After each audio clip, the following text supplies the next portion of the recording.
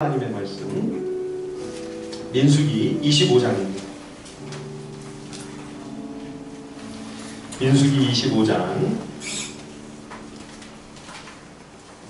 1절에서 13절까지의 말씀을 우리 함께 교독하겠습니다. 민수기 25장 1절로 13절입니다. 민수기 25장 1절에서 13절까지 한 절씩 번갈아 읽겠습니다. 민수기 25장 1절로 13절입니다. 이스라엘이 시딤에 머물러 있더니 그 백성이 모압 여자들과 음행하기를 시작하니라. 그 여자들이 자기 신들에게 제사할 때에 이스라엘 백성을 청함에 백성이 먹고 그들의 신들에게 전하므로 이스라엘이 바알 부올에게 가담한지라. 여호와께서 이스라엘에게 진노하시니라. 여호와께서 모세에게 이르시되 백성의 수령들을 잡아 태안을 향하여 여호와 앞에 목매어달라. 그리하면 여호와의 진노가 이스라엘에게서 떠나리라. 모세가 이스라엘 재판관들에게 이르되 너희는 각각 바알 부올에게 가담한 사람들을 죽이라 하니라.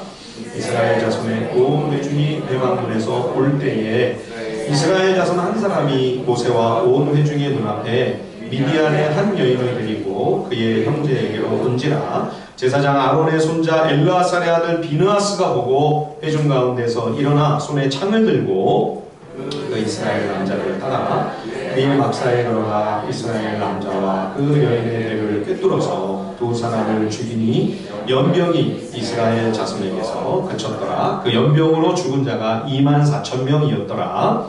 여호와께서 모세에게 말씀하여 이르시되 제사장 아론의 손자 엘르아살의 아들 비느하스가 내 질투심으로 질투하여 이스라엘 자손 중에서 내 노를 돌이켜서 내 질투심으로 그들을 소멸하지 않게 하였도다.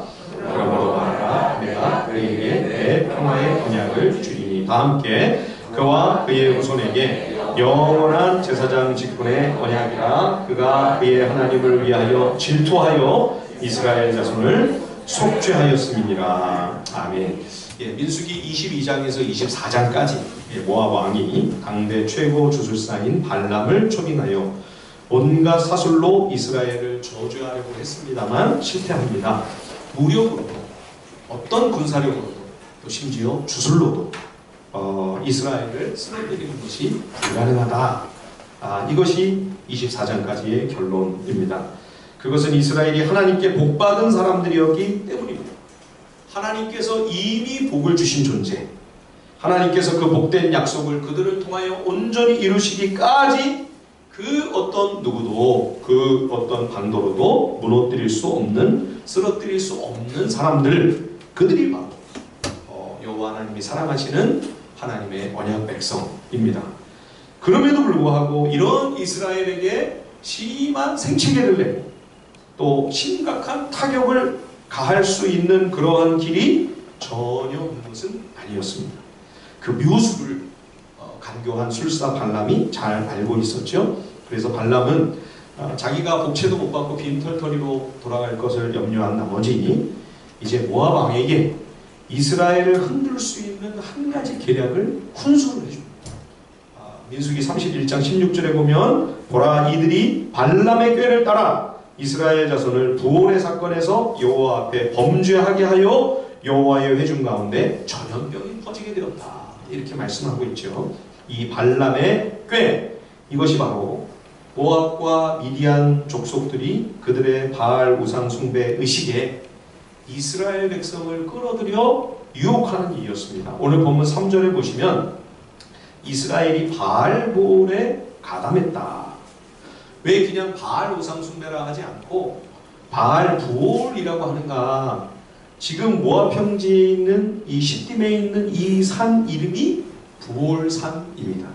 이 부올산에 바알 우상 숭배의 신당, 신전이, 산당이 있었던 거죠. 거기서 바알 숭배가 이루어지고 있었으므로 지금 바알 부올이라고 하는 거죠. 공교롭게도 술사 발람의 부친의 이름도 부올입니다. 부올의 아들 발람이라고 했죠. 부올은 무엇인가에 활짝 열려있다, 이런 뜻입니다.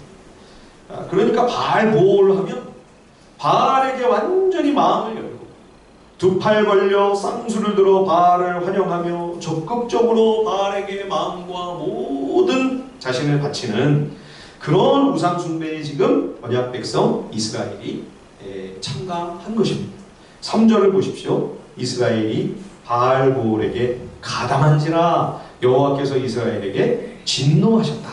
여기 이 가담했다고 하는 이 말, 이게 결합되었다, 연합되었다, 그런 의미입니다. 원래 이 단어가 본래 지닌 뜻은요, 자기를 무엇에 단단히 묶어둔다, 이런 의미입니다. 이스라엘은 하나님과 언약을 맺은 백성입니다. 하나님과 단단히 묶여져서 하나님과 하나가 되고 하나님과 연합된 존재, 이게 언약 백성입니다. 구약과 신약 성경은 일관적으로 하나님과 우리 성도의 관계를 결혼관계, 혼인언약으로 비유합니다. 하나님은 신랑, 우리는 신부. 이 신랑 신부가 서로 언약을 맺으면 하나가 되고 한 몸이 되어 서로 결속이 되고 서로를 단단히 묶고 공동 운명체가 되죠. 예. 하나님과 언약 백성의 관계가 그렇게 친밀하게 결합된 그런 영적 관계라는 것입니다. 그런데 그런 존재인 이스라엘이 바알에게 가서 그 헛된 우상에게 스스로를 단단히 묶어놓고 바알과 연합이 되어 바알과 하나가 되겠다. 하나님의 신부인 언약 백성이 신랑 여호와를 버리고 바알의 신부가 되어 바알과 짝을 이루며 바알과 공동 운명체가 되겠다는 거죠. 이게 바알보올에 가담했다라고 하는 말이 의미하는 바입니다. 이 바알이라고 하는 이 말, 이게 주인, 주님 이런 뜻이죠. 공교롭게도요, 우리가 여호와 하나님 그러는데 하나님의 이름을 여호와라, 이 여호와라는 말도 역시 주인, 주님 이런 뜻입니다. 온 땅과 만물의 창조자이시고 내 인생의 왕이시며 내 삶의 주 되시는 하나님, 그 이름이 바로 여호와입니다. 그런데 바알에게 가담하여 바알을 섬긴다, 이것은 여호와가 내 주가 아니라 내 주는 바알이라는 거죠. 나의 왕은 바알이고 바알이 내 주다.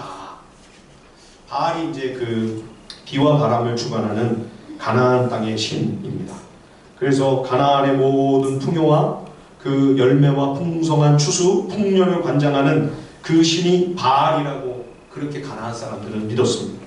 그런데 여호와의 언약 백성이 바알을 주로 삼는다. 이것은 이 땅의 풍요와 부와 재물을 여호와보다 더 내가 의지하고 사랑한다 하는 것을 뜻합니다. 예수님은 하나님의 백성들이 하나님과 재물을 겸하여 두 주인을 섬길 수 없다고 말씀하셨죠. 예, 그런데 이스라엘은 아직 지금 가나안 땅에 들어가기도 전입니다. 그런데도 벌써 바알에게, 또 다른 주인에게 마음을 빼앗기고 있는 것이죠. 이 땅의 돈과 재물과 부와 즐거움과 쾌락이 하나님보다 더 멋져 보입니다. 그것이 더 실제적인 도움이 될 것 같은 생각이 들 때가 얼마나 많습니까? 그래서 우리도 하나님의 선한 은혜와 복과 하나님의 진리의 말씀보다 이 땅의 것을 더 탐욕하고 욕심내고 그것을 더 사랑할 때가 얼마나 많은지요. 오늘날 우리들이 이 땅의 욕망, 이 세상에 속한 탐욕에 쉽게 흔들리듯, 그래서 구약의 성도들도 그토록 내내 바알 우상 숭배에 끌려다니고 거기에 정신을 빼앗기고 그 유혹 앞에 그토록 속절없이 쓰러지고 미끄러지는 일들이 비일비재했던 것이죠. 모압과 미디안 백성들이 보올산에서 이제 바알에게 경배하며 한바탕 풍성하고 질펀한 잔치를 준비했습니다. 2절에 보시면 그들이 자기 신들에게 제사하며 이스라엘 백성들에게 손짓을 합니다. 와서 함께하자. 광야에서 만나와 메추라기만 먹었던 이스라엘입니다. 하나님께서 하늘의 양식으로 저들을 40년 동안 먹이셨지만 이스라엘은 그런 신비로운 하나님의 기적의 양식을 하찮은 음식이라고 우리가 이제 보기도 싫다고 경멸하지 않았습니까? 그런데 미디안과 모압의 우상 숭배자들이 진수성찬을 차려놓고 초청하며 유혹을 하는 것입니다. 백성들의 눈이 뒤집힙니다. 그래서 그 우상에게 바치는 제물들을 마음껏 함께 먹고 배 터지게 그것을 얻어먹고 심지어 우상에게 가서 절하고 경배합니다. 바알에게 예배를 드리는 거죠. 음식만 뭐 조금 얻어먹고 그 축제에 가서 잠깐 구경하고 오는 게 아니고요. 살짝 구경하고 오는 게 아니라 완전히 거기 자리 깔고 앉아서 먹고 마시며 그 숭배 의식에 처음부터 끝까지 온전히 참여합니다. 더 충격적인 것은 바알 예배와 바알 제사에 반드시 꼭 수반되었던 악하고 못된 음행에까지 이스라엘 백성이 동참하는 것이죠. 3절 말씀, 1절 말씀 우리 같이 한번 읽어볼까요? 민수기 25장 1절 우리 다시 한번 다 함께 한번 읽어보겠습니다. 1절입니다. 시작. 이스라엘이 시딤에 머물러 있더니 그 백성이 모압 여자들과 음행하기를 시작하니라. 이 바알 숭배를 비롯해서 이 가나안 땅의 우상 숭배 의식은 성적으로 굉장히 음란하고 문란했습니다. 그래서 하나님께서 이런 폐륜을 자행하는 가나안 땅의 백성들을 이 땅에서 끊어버리기로 작정하시고 이 이스라엘이 가나안 땅을 정복하기 위하여 전쟁을 하게 되는데 단지 땅 뺏기 싸움이 아니라 사실 그 본질은 그 땅의 악한 백성을 하나님께서 심판하시는 것이 가나안 정복 전쟁의 본질이었습니다. 오죽하면 이 패역하고 사악한 백성들의 그 땅이 가나안 땅이 견디지를 못해서 그 땅에 사는 주민들을 토해냈다. 그렇게 레위기에 여러 번 말씀하죠. 레위기 18장 24절에서 28절에 보면요. 제가 한번 읽어보겠습니다. 너희는 이 모든 일로 스스로 더럽히지 말라.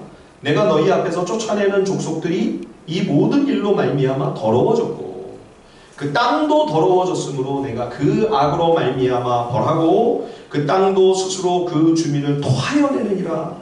그러므로 너희 곧 너희 동족이나 혹은 너희 중에 거류하는 거류민이나 내 규례와 내 법도를 지키고 이런 가증한 일에 하나라도 행하지 말라. 너희가 전에 있던 그 땅 주민이 이 모든 가증한 일을 행하였고 그 땅도 더러워졌느니라. 너희도 더럽히면 그 땅이 너희가 있기 전 주민을 토함같이 너희를 토할까 하노라. 이 레위기 18장 지금 제가 읽은 그 내용 앞에 보면 무슨 얘기가 나오냐면요. 가나안 땅의 우상 숭배에 수반되는 온갖 성적인 범죄의 제목들이 쫙 나열되어 있습니다. 정말 다 읽기가 민망할 정도.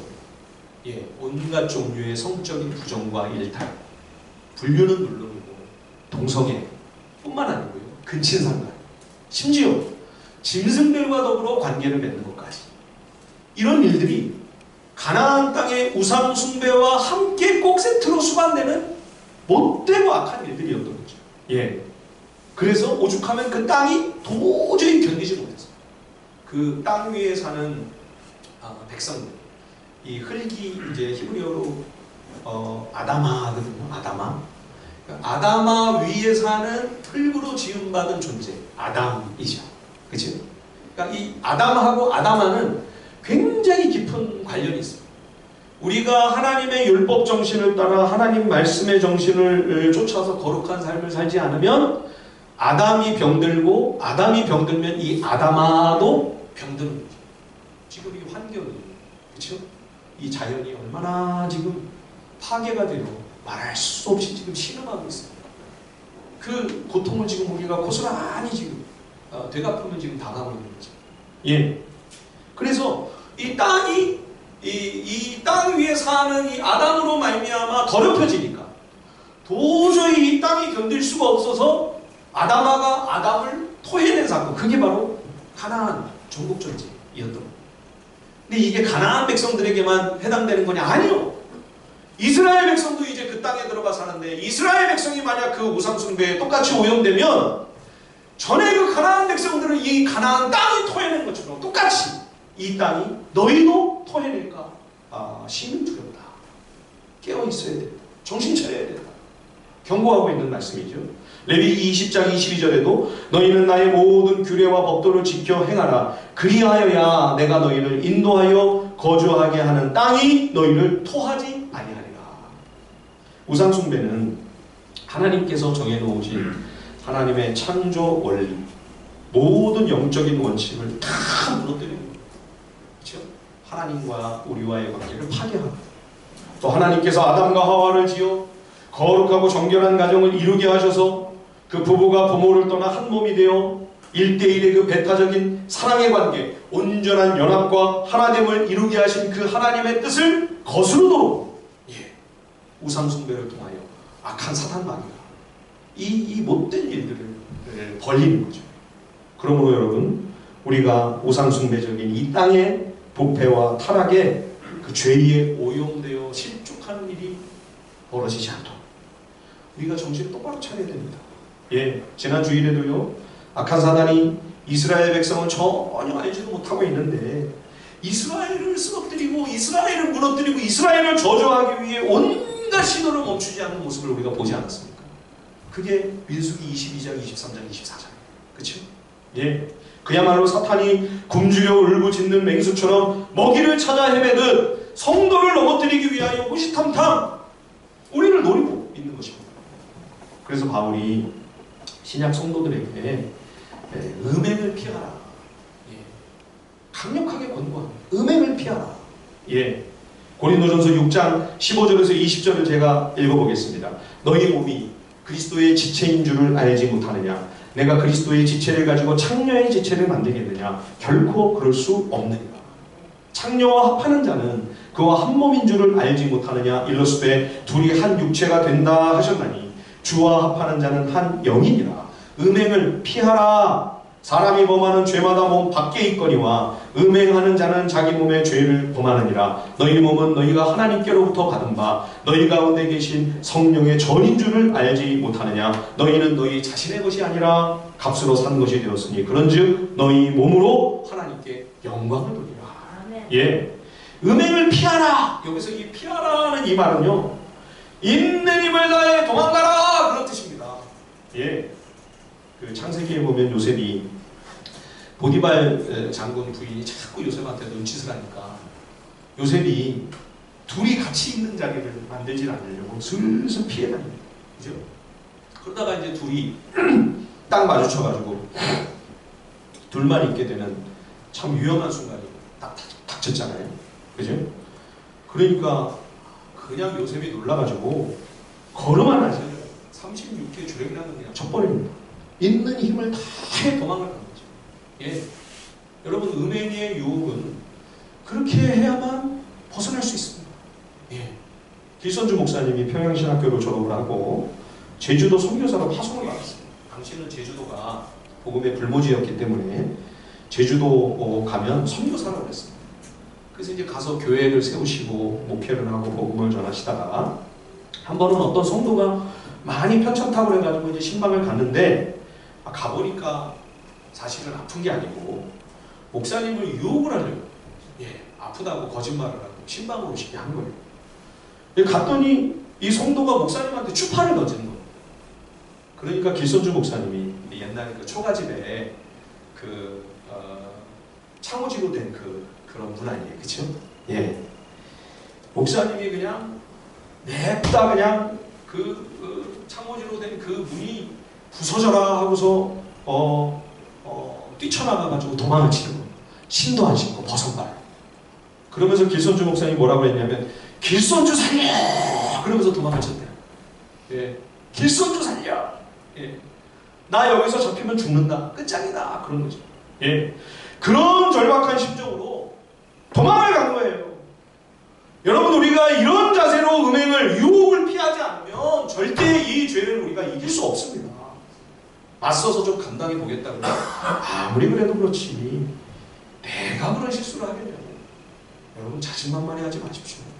아무도 장담할 수 없습니다. 누구도 큰소리 칠 수 없습니다. 예, 마음 놓으시면 안 돼요. 그런즉 선줄로 생각하는 자는 넘어질까 조심하라. 제가 가장 존경하는 어른은 한국 목사님이 아니고요, 외국인 선교사님이십니다. 이미 돌아가셨는데요, 대천덕 선교사님이세요. 제가 가장 존경하고 마음속에 늘 흠모하고 닮고 싶은 그런 분입니다. 그 정식 영어 성함이 R.A. 토레이 3세입니다. 토레이 1세는 D.L. 무디와 함께 미국 부흥을 이끈 탁월한 영적 지도자였죠. 무디 신학교 초대 교장이셨습니다. 그 아들 토레이 2세가 중국 선교를 합니다. 중국 선교사세요. 그리고 이제 그 아들 토레이 3세가 한국 선교사로, 그래서 이제 1965년도에 예수원을 설립을 했죠. 이분이 이제 대천덕 선교사님이지요. 벌써 소천하셨습니다. 지금은 그 아들 토레이 4세가 대를 이어서 이제 역시 한국 선교사로 와서 지금 예수원을 섬기고 있죠. 참 귀한 믿음의 가문입니다.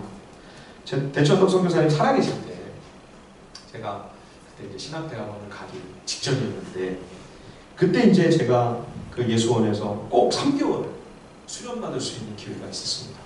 저에게 있어서는 정말 잊을 수 없는 너무 감사한 기회였죠. 그동안 교회에서 한 30년 신앙생활 한 것보다 그 3개월이 저는 훨씬 더 많은 것을 배우고 도전받고 큰 교훈을 얻은 그러한 시기였습니다. 거기 있으면서 제가 가정에 대해서 부부관계에 대해서 참 큰 도전을 받은 것이 있는데요. 우선은요, 대천덕 선교사님이 얼마나 조심을 하고 얼마나 겸손히 스스로를 삼가기 위해 애를 쓰시는지.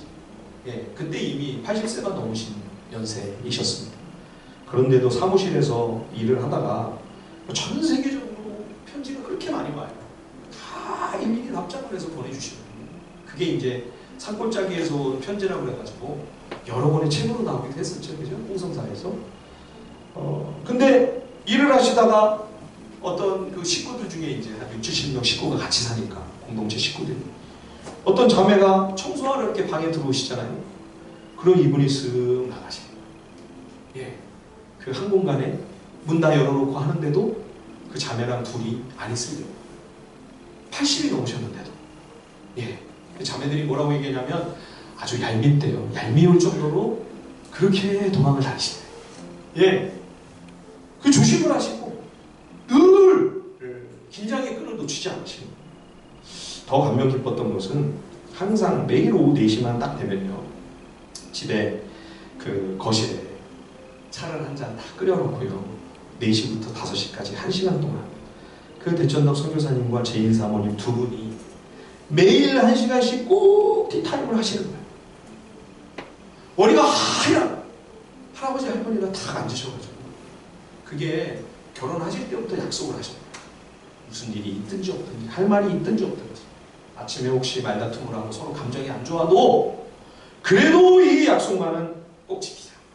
그래서 외국에 가신다든지 또는 말씀을 전하러 서울에 가실 때 그럴 때가 아니고는 그때까지 한 번도 이 약속을 어긴 일이 없이 그걸 충실하게 이행하셨다. 두 분이 앉아서 차를 마시면서 대화를 나누고 계시는 모습이 얼마나 거룩하고 얼마나 아름답게 보이는지. 저렇게 하니까 그 오랜 세월 사역의 현장에서 실족하거나 넘어지지 않고 한 점의 오점도 실수도 없이 평생을 정결하고 거룩하게 저렇게 깨끗하게 사명의 길을 걸어가실 수가 있구나. 그때 저는 제가 존경하고 정말 귀하게 배우고 가르침을 받았던 그런 선배 목사님들이 그러한 부정으로 쓰러지고 넘어지는 너무나 가슴 아픈 상처가 마음에 있었어요. 저렇게 믿음으로 살라고 몸부림치고 말씀으로 애를 써도 안 되는 건가? 불가능한 일인가? 죄인은 그것이 마음에 늘 의구심으로 남아있고 큰 두려움이고 제 마음속에 굉장히 크게 그것이 정말 저의 그 어두운 그늘이었습니다. 이래봐야 안 되는 거 아니야. 이래봐야 결국은 그 유혹 앞에 쓰러지고 무너지는 것 아닌가? 근데 제가 그 모습을 보면서 깨닫게 되었습니다. 저렇게 힘을 써야 돼. 마지막까지 80이 아니라 90이 되고 100살이 돼도 저렇게 온전한 하나됨과 연합과 그 사랑의 관계를 끊임없이 이어가기 위해서 저렇게 힘쓰고 저렇게 노력하고 애써야만 되는구나. 잠언 5장 18절과 19절에 말씀합니다. 네가 젊어서 취한 아내를 즐거워하라. 그는 사랑스러운 암사슴 같고 아름다운 암노루 같으니 너는 그의 품을 항상 족하게 여기며 그의 사랑을 항상 연모하라. 그래서 사도 바울이요, 부부가 남편과 아내가 서로에게 늘 의무와 책임을 다해야 할 것을 당부합니다. 여러분 이 부분을 우리 한번 같이 한번 찾아서 읽어볼까요? 고린도전서 7장입니다. 우리 신약성경 고린도전서 7장 3절 4절 5절 우리 한번 다 같이 찾아서 한번 큰 목소리로 한번 읽어보겠습니다. 고린도전서 7장 3절, 4절, 5절입니다. 다 같이 시작. 남편은 그 아내에게 대한 의무를 다하고 아내도 그 남편에게 그렇게 할지라. 아내가 자기 몸을 주장하지 못하고 오직 그 남편이 하며 남편도 이와 같이 자기 몸을 주장하지 못하고 오직 그 아내가 하나니 서로 분방하지 말라. 다만 기도할 틈을 얻기 위하여 합의상 얼마 동안은 하되 다시 합하라. 이는 너희의 절제 못함을 인하여 사탄으로 너희를 시험하지 못하게 하려 함이라. 여러분, 요즘에 너무 편리하고 편안한 것을 추구하는 시대가 되다 보니까 또 뭐 집에 애들도 그렇게 많지 않고 집들도 다 넓고 방이 막 몇 개씩 있다 보니까요, 가정에서 부부들이 다 각자 자기 방을 사용하는 그런 문화가 점점 되어가고 있는 것 같아요. 그러나 여러분, 세상은 아무리 그러한다고 해도 심지어 주변에 믿는다고 하는 사람들도 보니까 그런 사람들이 많대. 여러분, 그게 우리의 기준입니까? 우리의 삶의 기준은 세상이나 주변 사람들이 아니라 하나님의 진리의 말씀입니다. 주님이 우리에게 분명히 명령하십니다. 서로 분방하지 말아라. 부부가 각각 자기 편하려고 각방 쓰지 말라는 것입니다. 금식하고 기도할 때만, 혹시 필요할 때는, 그것도 합의상 서로 합의가 될 때만 얼마 동안은 떨어질 수 있으나 그런 이유가 아니라면 각방 쓰지 말라고 우리에게 권면하는 것이죠. 이는 사탄으로 하여금 너희를 시험하지 못하게 하려 합니다. 사랑하는 우리 하늘비전 성도 여러분, 가정에서 부부가 각방 쓰지 마십시오. 제가 한번 대신방을 다 할 겁니다. 집집마다 다니면서 검사를 할 거예요. 예. 건강이나 수면이나 정말 피치 못할 사정이나 이유가 있어서 그렇게 하지 않으면 안 되는 그런 상황도 있을 수 있겠죠. 물론. 그렇죠? 그런 사정이 아니라면 각방 쓰지 마십시오. 윤목사의 말이 아닙니다. 하나님께서 진리의 말씀으로 권면하신 주님의 음성입니다. 부부가 서로 남남처럼 사는 거, 여러분, 성경적이지 않습니다. 이혼만 안 하고 살면 부부입니까? 아니요, 여러분. 하나님 말씀은 남자와 여자가 부모를 떠나 한 몸을 이룬다 말씀하고 있습니다. 여기서 한 몸이라는 것은 영적인 하나됨, 믿음 안에서의 그 거룩한 연합을 물론 의미합니다. 뿐만 아니라 정신적인 측면에서도 서로 정서나 감정적인 교류에 있어서도 대화와 소통이 잘 이루어져 서로의 마음을 깊이 나눌 수 있는 그런 관계가 되어야 된다는 것이죠. 대화와 소통이 잘 안 되신다고요? 예, 비폭력 대화를 꼭 읽어보시기 바랍니다. 내 말이 너무 언어가 세고 혹시 폭력적이고 공격적이라서 혹시 우리가 소통이 안 되고 있는 것은 아닐까 고민해야 하고 깊이 성찰하고 돌아가야 돼요. 예, 그래서 고칠 것은 이제라도 빨리빨리 고쳐야 돼요. 예, 뿐만 아니라 여러분, 이 한 몸이라고 하는 것은 영적으로만 아니고 정신과 마음만 얘기하는 게 아니라 육체에 있어서 두 사람의 몸이 하나가 되는 것을 분명하게 말씀하고 있는 것입니다. 예, 온전한 하나됨과 연합을 이루기 위해 두 사람이 굉장히 노력하고 전력을, 전심을 다해야 합니다. 그것이 한 몸이라는 말씀이 의미하는 바입니다. 여러분, 그래서 부부는요, 점점 시간이 지날수록 가깝고 친밀해지셔야 돼요. 부부끼리 남편과 아내가 친하지 않으면 누구랑 친하려고요, 도대체? 그럼 누구랑 친하시려고요? 누구랑 친하게 지내시려고요? 남편은 남편으로서 아내를 아끼고 사랑하며 섬기기 위해 모든 힘과 지혜를 다 쏟으십시오. 아내는 남편을 존경하며 사랑하고 순종하기 위해 정성과 마음을 기울이셔야 합니다. 그러지 않는다면 이 마지막 때 악한 사탄 마귀의 도전과 시험을 못 버텨냅니다. 못 버텨냅니다, 여러분. 우리 아내 여러분들에게 간곡히 부탁드립니다. 남편을 외롭게 만들지 마십시오. 남편을 외롭게 만들지 마십시오. 사랑하는 우리 남편 여러분, 아내를 외롭게 홀로 두지 마십시오. 그것은 믿음이 아닙니다, 여러분. 부부가 알콩달콩 사이좋게 지내는 것이, 그것이 신실한 시간이에요. 그게 거룩함이에요, 여러분. 그게 경건이에요. 예. 하나님은 우리의 약함을 아십니다. 성경은 지극히 실제적이고 현실적인 책입니다. 우리가 이룰 수도 없는 허황된 목표를 설정해놓고 도달할 수도 없는 목표를 우리에게 강요하는 책이 결코 아닙니다. 지난번 우리 열린비전교회에서 고난주간 부흥 집회를 한다고 우리 이동성 목사님 목요일 하루 가십시다 그래서 같이 갔습니다. 역사신학 교수님, 합신 역사신학 교수님, 안상혁 교수님인가요? 그분이 오셔서 말씀을 전해주셨는데 참 좋았습니다. 여러분 혹시 시간이 되시면 열리비전교회 유튜브 들어가셔서 고난주간, 지난번 4월에 있었던 고난주간 부흥 집회를 한번 여러분이 그 3일 동안 진행, 수목금 3일 3번 아마 영상이 올려져 있을 겁니다. 한번 꼭 들어보시기를 바랍니다. 그때 교수님이 한 이야기를 들려주셨는데요. 굉장히 흥미롭고 또 의미심장한 이야기였습니다. 실제로 있었던 일입니다. 어느 수도사가 자신의 욕망을 절제하고 끊임없이 불타오르는 그 정욕을 끊어버리기 위해서 사막으로 들어간 겁니다. 마음속에 늘 정결하고 깨끗하고 거룩한 생각을 품고 주님 앞에서 살아가는 순결한 믿음의 사람이 되려고 그 사막의 그 광야의 황량하고 척박한 그 고생스러운 환경을 자처하여 들어간 겁니다. 거기까지. 근데 그 수도사가 남긴 기록을 읽어보니 밤이면 밤마다 온갖 음란하고 문란한 그런 생각들로 끊임없이 시험을 받는 겁니다. 예. 정결하고 순수한 마음을 얻기 위해 사막으로 들어가 수도를 했습니다. 그런데 그가 일평생 날마다 매일 묵상하고 또 묵상한 게 뭐예요? 그래서 여러분 성경은 금욕을 권장하지 않습니다. 금욕이 경건 아닙니다. 금욕이 거룩 아닙니다. 속지 마십시오. 예, 금욕으로는 결코 성화를 이룰 수 없습니다. 성경은 결혼을 해서 가정을 이루어 부부가 서로 사랑하며 하나가 되어 한 몸 되어 살라고 말씀합니다. 그것이 창조의 원리인 거죠.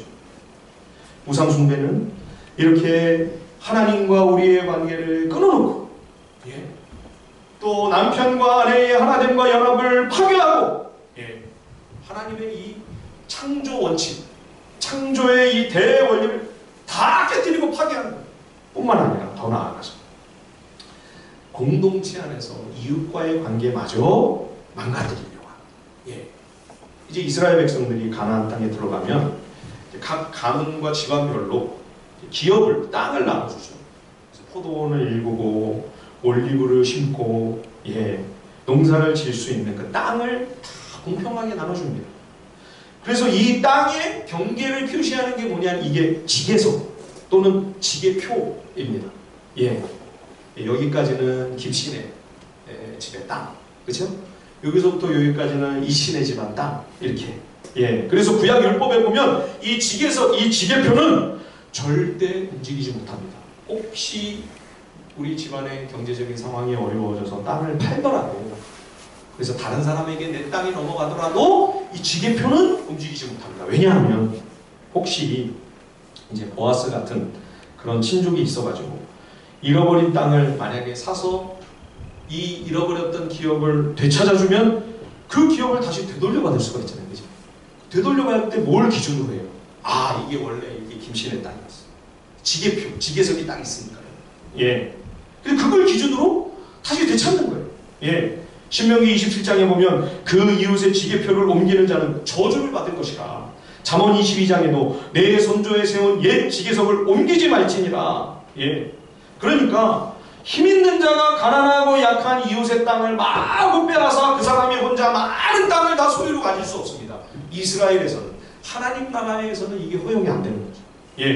혹시 너무 어려워 돈을 받고 넘겼을지라도 그거는 영영이 잃어버리는 것이 아니라 반드시 다시 되찾게 됩니다. 혹시 보아스 같은 친족이 없으면 50년마다 돌아오는 이 희년을 기다리면 희년에는 그 지게표가 표시되어 있는 지게석을 그대로 있습니다. 그렇죠? 그 원주인들에게로 다 이 땅이 다 돌아가는 거예요.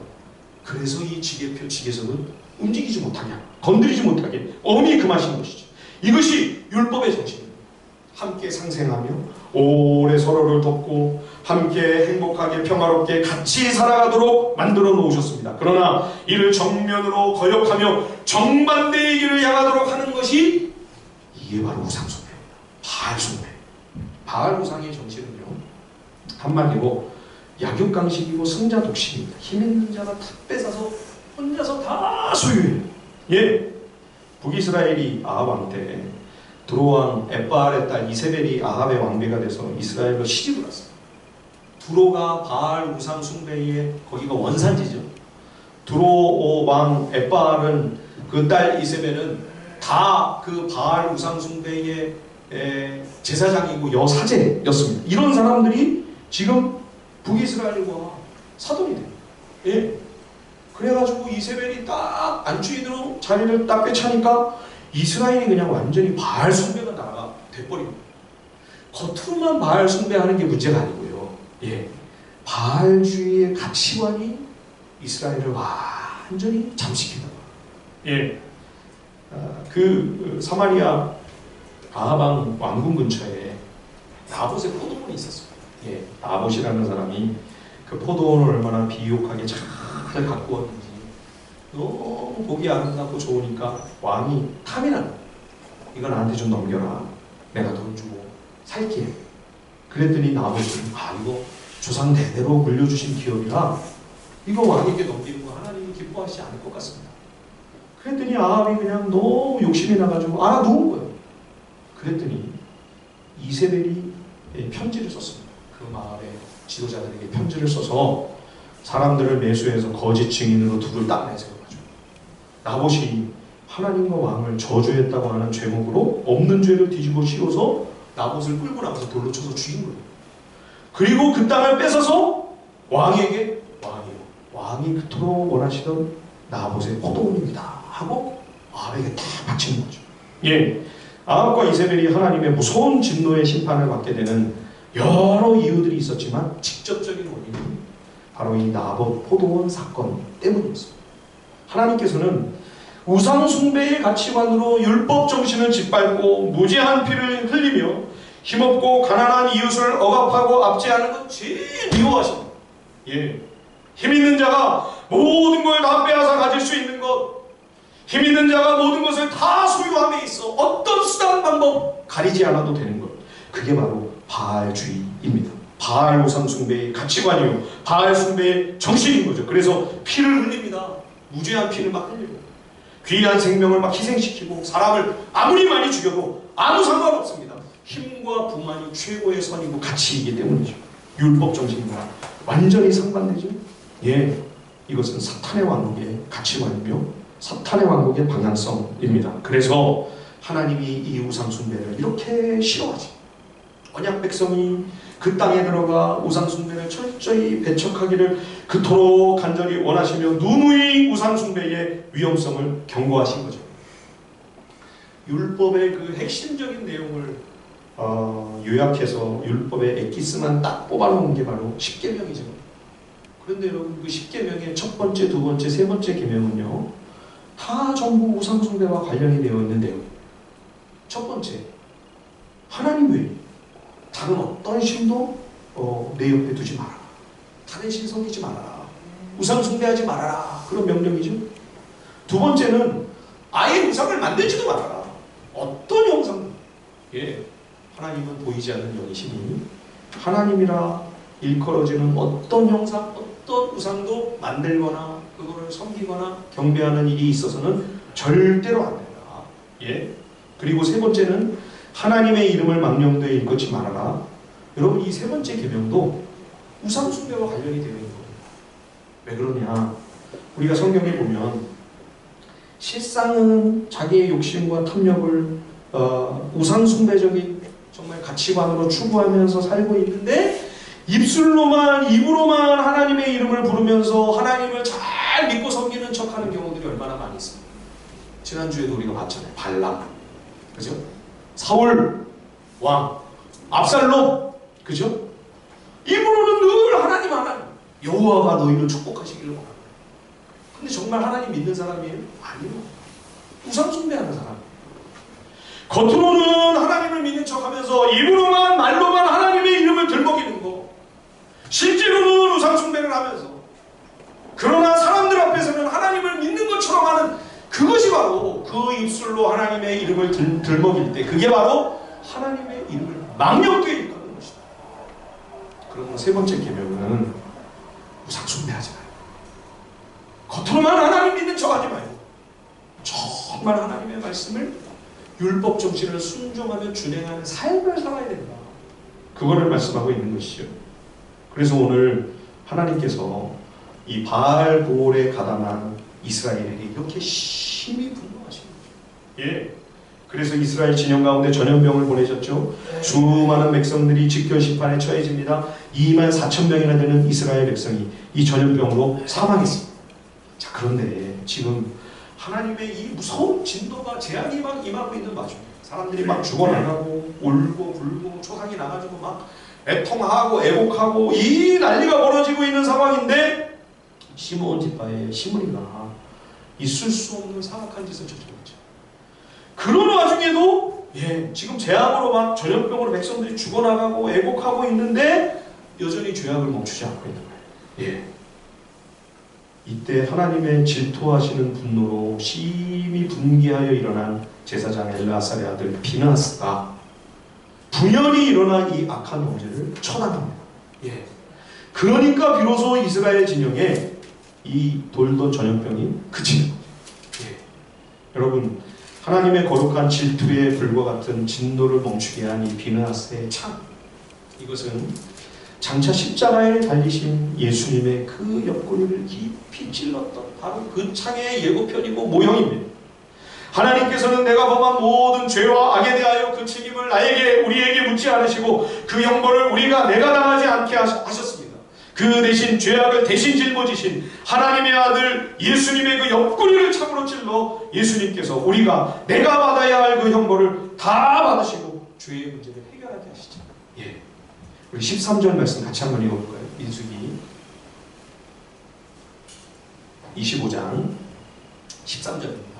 다 같이 한번 읽어보겠습니다. 시작. 그와 그의 후손에게 영원한 제사장 직분의 언약이라. 그가 그의 하나님을 위하여 질투하여 이스라엘 자손을 속죄하였음이니라. 아멘. 이 비느하스의 창으로 이스라엘에게 임하던 재앙과 하나님의 무서운 진노가 멈춘 것처럼 그리스도께서 십자가에 달려 그 날카로운 창에 찔려 피 흘리시고 그 생명을 내어주심으로 우리에게 임하던 하나님의 진노와 형벌이 멈춰지게 되고 그쳐지게 되고, 그렇죠?